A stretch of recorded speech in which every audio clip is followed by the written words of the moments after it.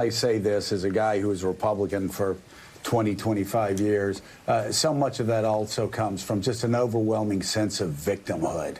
I swear if I hear one more friend of mine who's an evangelical talking about they're coming for us and the persecuted church, and I politely and gently remind them that over the past 5 years, no Supreme Court in the history of this republic has done more to protect religious rights than has the Roberts Court. And I could go down one ruling after another after another. You know what? I can't help you with what's on TV. I can't help you with what's on at the movies. I can't help what your kids are watching on iPhones. I can't help what your kids are streaming on your television sets at home, or many of the other challenges that we all face with teenage children. But to suggest that somehow this federal government is hostile to faith and we must vote for Donald Trump to protect Christendom is one of the stupidest arguments I've ever heard in my life. Look what the Supreme Court has done on religious liberty, specifically protecting religious liberty of conservative Christians. People that I have grown up with and been with in churches for, the past 57 years. The sense of victimhood is outrageous. You know what makes it even more outrageous? I'm sorry to get on this soapbox, is the these same people that are talking about religious liberty are supporting a guy still who promoted a Muslim registry. Yes, a Muslim registry. Sounds an awful lot like Jewish registries in Nazi Germany. Oh, you can't say those words, can you? Oh, but wait, that's what he proposed. And a lot of you evangelicals that run around screaming about religious freedom and religious liberty and how the libs are coming after you and your church and your beliefs while you're ignoring Supreme Court decisions, one precedent after another, protecting your rights, which, of course, I support because I'm a conservative. You don't feel that way, and you don't have those same concerns for the others. And it's just the damnedest thing.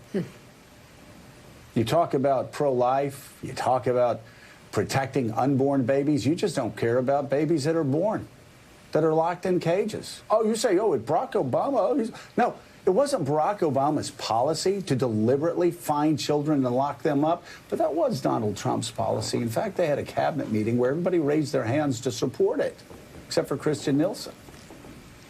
Who got blamed for it? That was a stated policy. So I really don't get it. I mean, the victimhood. I mean, come on.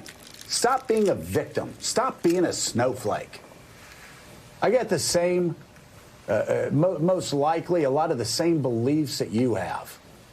But those similarities stop when I think that the protection of my faith, of my evangelical faith, should only be applied to me and not applied to Catholics, not applied to Jews, not applied to Muslims, not applied to the others. The blinders. I got to say, after all these years, the blinders are just extraordinary, Mika. I do want to say one other thing, too. I mean,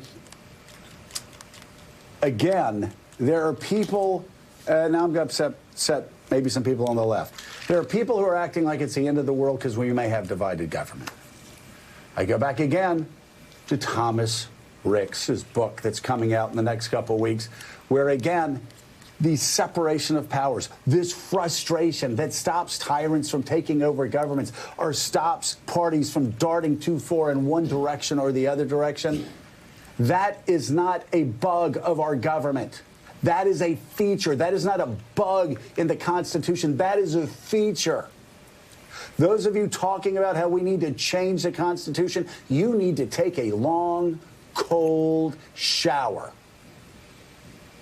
Because checks and balances, that's what this government's about. And that's what scared me so much over the past 4 years of the Trump presidency. And by the way, The world's not coming to the end, okay? Yeah, I don't understand why people voted for Donald Trump. I don't. I don't understand why my family voted for Donald Trump. I don't understand why my best friends voted for Donald Trump. I don't understand why everybody in my neighborhood voted for Donald Trump. I don't understand why everybody that I know voted for Donald Trump.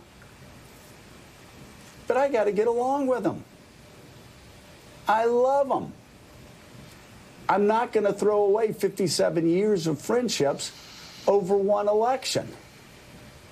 We got to stop thinking that it's the end, everything's the end of the world. Bill Clinton was the end of the world. George W. Bush, the end of the world. Barack Obama, the end of the world. Donald Trump, the end of the world. Joe Biden, it's going to be the end of the world.